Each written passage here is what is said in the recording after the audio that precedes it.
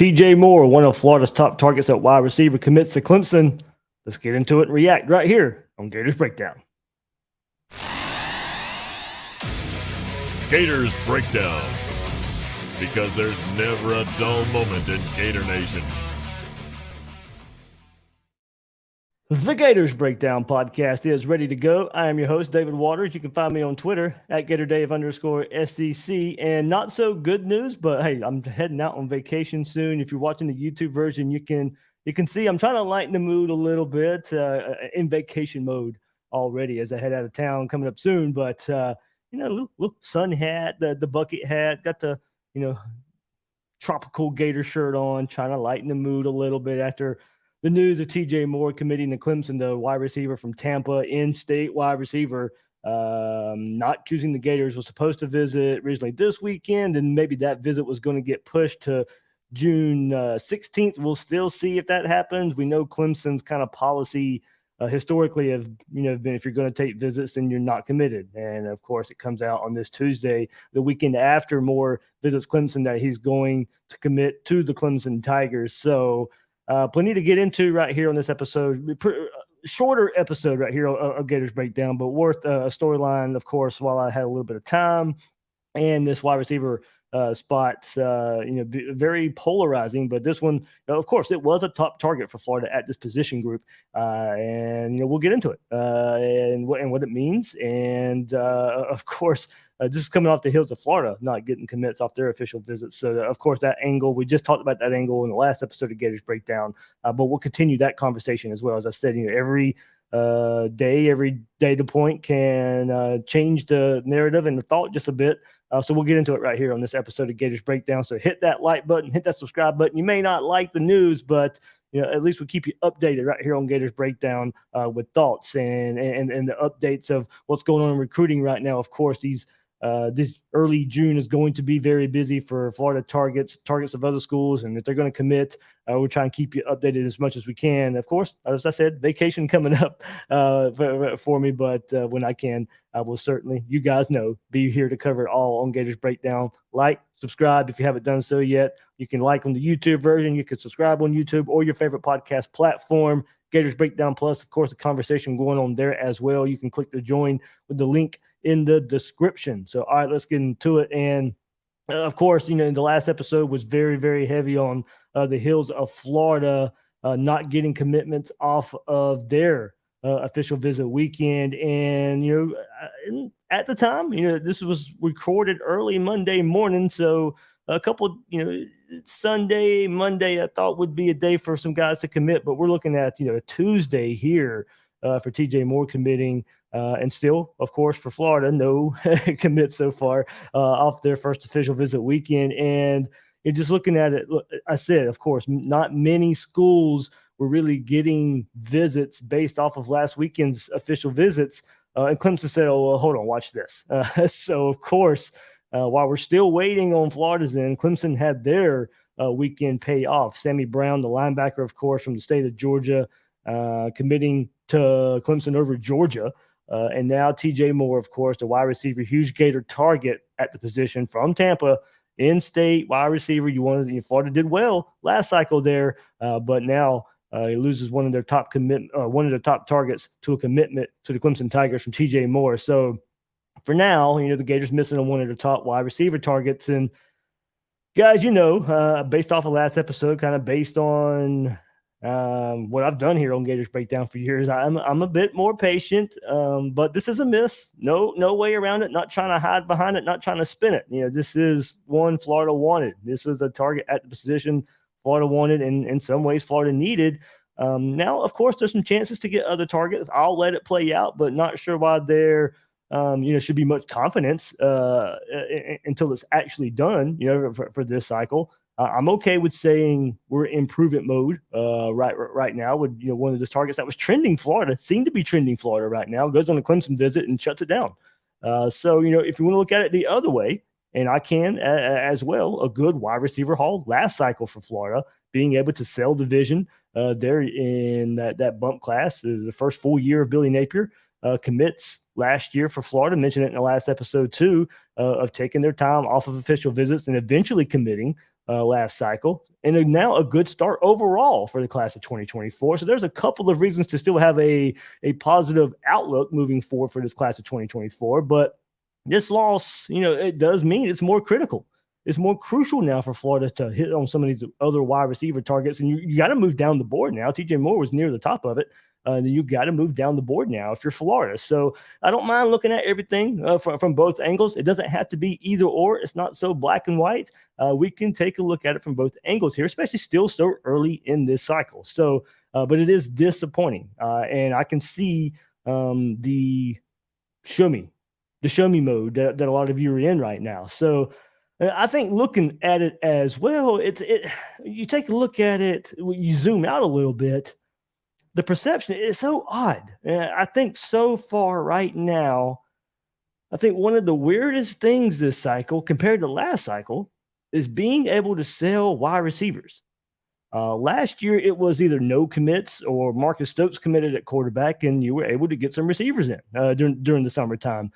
Compare that to having DJ Lagway, one of the country's best quarterbacks right now. And, you have right now one wide receiver commit, and Isaiah Williams, of course. So you pull a wide receiver there right now. But right now it does. The perception is Florida may be struggling there, maybe more so than we thought. After DJ Lagway commit, you thought you had the linchpin at quarterback, and it would be a bit easier. Now, of course, there's a wide receiver coach change from Kerry Colbert to Billy Gonzalez, and does that play into it just a bit? I think it's a lot deeper than that. It's not just that. And it's never really just one thing. Of course, there's NIL. You cannot ever overlook that. And now a coaching change as well. So you hope it would be a little easier with DJ Lagway committed. And of course, he's hot and heavy after one target there with Jeremiah Smith. So look, still plenty out there, but it is kind of odd the way the perception of how it's playing out right now. And look, maybe it's a position that's turned off by what the offense is projected to look like this fall, and maybe wait and see mode there from prospects as well. As I said last episode, I think it would really help Florida if you were able to have a freshman wide receiver go out there and have an impact, supplement what Ricky Pearsall can do and have a good season, show that a freshman wide receiver can come in here and make some plays. Maybe not so. Look, this offense, no matter what, under Graham Mertz and Billy Napier, it's not going to be this 40 passing attempt offense and lighting the scoreboard up. It's going, you're going to have to show growth within this offensive system to be able to sell recruits. And I think one way to be able to do that is ingrain some of these true freshmen that we are highly that we're high on right now, going into the fall camp coming up soon, and those guys going out there and actually performing a bit. So would it be the 27, 30 pass attempts? We need to see at some point these true freshmen kind of break through and maybe help sell the vision that a true freshman, that this offense is capable. I'm not necessarily going to say it's going to look like a Lincoln Riley offense or a Kyle Trask, Dan Mullen offense back in 2020, or saying it's going to look like that. But when the opportunities are there, need to have some success. And I think it would really help if some of those true freshmen, Andy Jean, Aiden Mizell, Eugene Wilson, are a big part of that to help sell. Hey, you can come in here and make a difference with quarterback DJ Lagway. So I think, that's what we're probably looking at just a bit here with this wide receiver group. So now, of course, it's where does Florida turn? Who does Florida turn to when you look at other wide receivers on the board? And look, we did this not long ago, of course, when we were taking a look at the class and maybe who could, as these official visits were getting started, where could Florida turn? And we felt good about TJ Moore. That's why this one kind of hurts a bit. This one was trending Florida. We knew Clemson was, it's Clemson. They're going to be a threat. I just didn't think it would take one official visit, the first official visit weekend, for him to shut it down. I thought he'd end up taking a Florida visit and then maybe weighing the options, but Clemson doing their job and making sure that does not happen here. Well, I wish Florida was in that position. I wish Florida could put out some ultimatums there of commit or else you're not coming, or just push so much where a guy does commit. But the reality of the situation is that's just not where Florida is right now. You hope of course, going along with it, NIL plays a big factor in that. It should be going well with the way Florida Victorious is being able to sell some things, and you can sell that at some point, or maybe it's a bit better than what it was last year. But I don't think Florida, with everything else going around, is in the positions to start making demands for recruits right now. So it is still going to be an uphill battle. I didn't think this one would turn out that way, but unfortunately it has. So where does Florida turn next? When we start looking at the wide receiver position, of course, in the storylines around that, Jeremiah Smith, of course, that's the headliner. And after losing out on Moore, this one's, look, it was already crucial. You want to get one of the best players in the country, one of the best players in your state. You have a chance with him. DJ Lagway doing his work. He was on campus this past weekend, of course. Jeremiah Smith, I think Florida, it really is in it. I'm not blowing smoke here, but you got to get that decommit to happen. And when something like this happens with TJ Moore, I know the confidence kind of wanes a little bit, and you don't really believe that this one can happen. I get it. I completely get it. And this is definitely one of those see it when I believe it, one of those prove it type of moments for this Gator staff. And Jeremiah Smith being there, Florida is in it, but they've really got to finish this one off if it's going to, of course, if it's going to happen. This is one I think they are in it, can continue to chip away, but after this one, confidence, I get it. So Florida's in it. Florida really isn't. The weekend, the visit this past weekend went a long way. It's got to keep going further. Terry Bussey, of course, I think we can kind of go there from the state of Texas. Connection with a 7-on-7 team with DJ Lagway, so maybe that plays dividends down the road too. Slot wide receiver option, 5'10", 180, instead of a defensive back. I've mentioned this before. Of course, he's listed as an athlete. Corey Raymond, of course, I think we know the reputation there. Lots of his defensive backs a little bit bigger than the 5'10", 180 Terry Bussey's at. 4.42 speed, another speed and short area guy Florida's kind of looking at for here. So with that connection to DJ Lagway, Bussey may be an option for the Gators here as well. Chance Robinson, I think we go down the list here, start looking at him, the Miami commit from St. Thomas Aquinas. He'll visit this coming up weekend for an official visit. Florida being in the SEC, along with academics, garners his interest. As a junior last year, 540 receiving yards, 13 touchdowns, 29 catches. That's what you're looking at for Chance Robinson. Can Florida make some inroads there to maybe flip him from Miami? He's a top 150 overall player, pretty much a top 20-ish receiver on both services. So, higher than TJ Morris. If you end up somehow flipping him from Miami, okay, well, you did some good anyway. That's why I keep saying there's still an opportunity to really bounce back for this if you're Florida. But, after losing out on this one that was trending out so well, you've got to pivot a little bit and make sure you pivot and get one of these type of players here. Jeremiah Smith, of course, top of the board. Chance Robinson can't be far behind there. Of course, coming on a visit this weekend, we'll see if Florida can make any inroads when you start looking at him. TJ Moore still listing him there. It hasn't come out yet that he's not going to visit, but after this Clemson commit, but we know the history of Clemson. I would not expect that visit to happen. And if it does, maybe not as solid to Clemson, but that's kind of, ridiculous to say right now as we're talking about this right after his commitment to Clemson. So still leaving him on the board, kind of giving you a reference of what Florida is losing out on right now, a top 150-ish receiver. Him and Chance Robinson pretty much about as equal as you can get as far as rankings go for both services.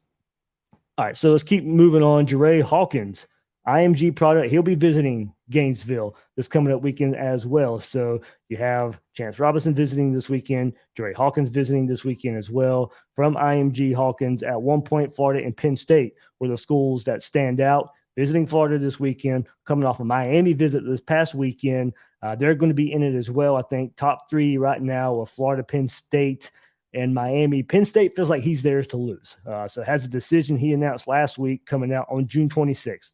That's when he was going to come out and make his decision. So Florida has some work to do this weekend to get this trending in Florida's favor. A big-time burner here as he won the 60-meter dash, running a 6.7 at the Florida Indoor Championships after transferring to IMG from West Virginia.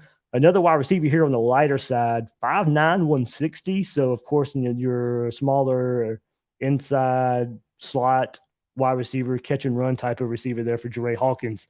So we'll see if Florida can make some inroads there to maybe get him as a more likely candidate after this weekend's visit. Speaking of speed and space, smaller type of wide receivers, Mario Craver here. Florida, Auburn, Ole Miss battle, it kind of seems. There's been some question, of course, if he's gotten the green light from Florida. Well, different type of receiver than TJ Moore, but maybe missing out on Moore opens up the door for one more receiver to come in and maybe move down the board a bit. Florida, Auburn, Ole Miss. Let's see. Kind of maybe seems to be more of a Florida Auburn battle right now.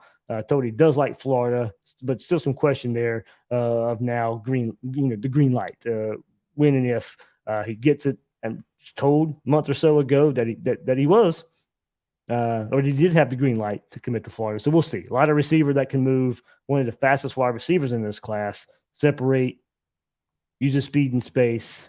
I do like Florida if he gets the green light. We'll see if he does get it. And then, of course, Michael Turner here, a Louisiana kid, really impressed with the Florida offer. Helped the Gators shoot up to his top spot. Have to watch LSU if they offer, of course, if they get interested. Not sure when and if an LSU offer will come, and will he hold off to wait for that? If Florida it gets really aggressive, will he pop for Florida before that? Of course, you look at the rankings here, would be the lowest on the board here, about in the 400 range there on both services overall. So that kind of the way the board, I think, looks right now. If you're Florida, of course, a lot of commits on this list with Jeremiah Smith to Ohio State, Chance Robinson to Miami, now TJ Moore to Clemson. Of course, Nitro Tuggle is another name, but he committed to Georgia as well. Didn't really include him as much, not hearing as much about him as these other targets right now. But, of course, the name that should be brought up when you start talking wide receivers and where Florida may start looking next. So, I heard the communication was still going on there as a couple of weeks ago. I may have to follow up on that one now. Because, look, I thought TJ Moore would be in this class. So if you had told me to make a mock Sunday, I would have told you he probably would be in it.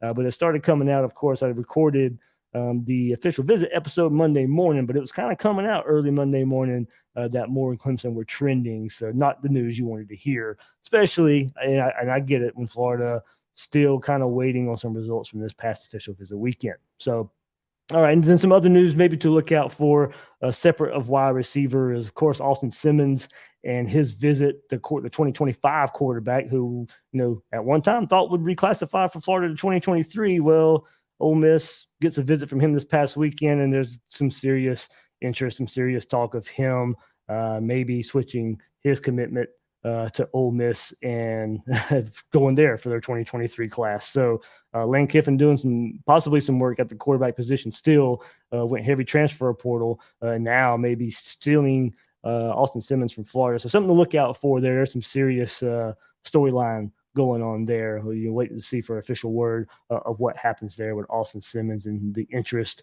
maybe to Ole Miss and from Ole Miss and whether and how it affects Florida and Florida maybe losing out on the quarterback. So keep an eye out for that one. That is some talk going around, of course, pretty much everywhere right now after that visit. The visit wasn't private, of course. We saw Austin sharing all the social media stuff this past weekend from his visit to Ole Miss. So definitely something to look out for if that comes to fruition.